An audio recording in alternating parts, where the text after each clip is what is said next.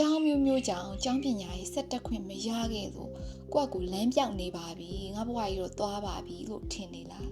ဒါဆိုလို့ရှိရင်တော့သင်လုံးဝမှားနေပြီအခုခေတ်ကပတ်စံရှိမှငွေရှိမှဘွဲရှိမှအောင်မြင်ရရဲ့ခေတ်မဟုတ်တော့ပါဘူးအဲ့တော့အခုချိန်တွေကနေပြီးတော့ကိုလန်းကိုဖောက်ပြီးတော့ဘဝမှာနေရာတစ်ခုရနိုင်ဖို့အောင်မြင်နိုင်ဖို့အချက်၃ချက်ကိုဒီနေ့ညှဝေပေးသွားပါမယ်ပထမတစ်ချက်က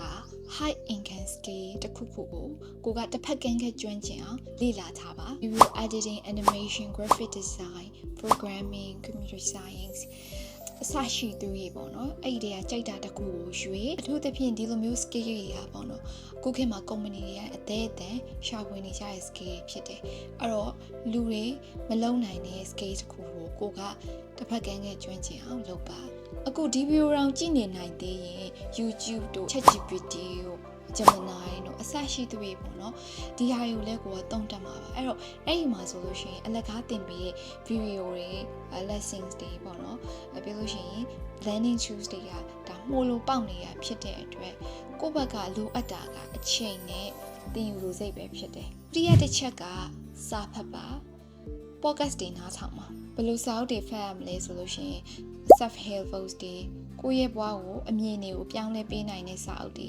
ပြင်ကိုက business အကြောင်းလုပ်ချင်တယ်ဆို business နဲ့ပတ်သက်တဲ့စာအုပ်တွေ marketing စာအုပ်တွေဒါတွေကိုကိုကစပြီးတော့ဖတ်သင်နေပြီ podcast တွေဆိုလို့ရှိရင်လည်းနားထောင်သင်နေပြီအဲ့တော့မြန်မာနိုင်ငံမှာသာမကဘူးနိုင်ငံတကာကပေါ့နော်ဒီအောင်မြင်နေတဲ့သူတွေပြောထားတဲ့ကိုက content တွေ ideas တွေကိုပါ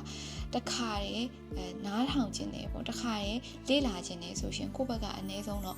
general english skill ကိုလည်း intermediate လောက်ထိအနည်းဆုံးရှိတာတင်နေပေါ့နော်အဲ့ဒါကလည်းကိုပတ်ဆက်ပေးပြီးတက်နေမှာမဟုတ်ဘူး YouTube တွေတခြား website တွေကနေပြီးတော့ set story လုပ်လို့ရသည်အဲ့တော့ကို့အနေနဲ့အင်္ဂလိပ်စာကိုဖြည့်ပါပြီးရင်စာဖတ်ပါ podcast တွေနားထောင်ပါနောက်ဆုံးတစ်ခုက networking လုပ်ရပါမယ်အောင်မြင်ပြီးသားသူတွေကိုလိုပဲရည်မှန်းချက်တူတဲ့ environment တစ်ခုတိုးတက်စေမယ့်နေရာတစ်ခုကိုကိုက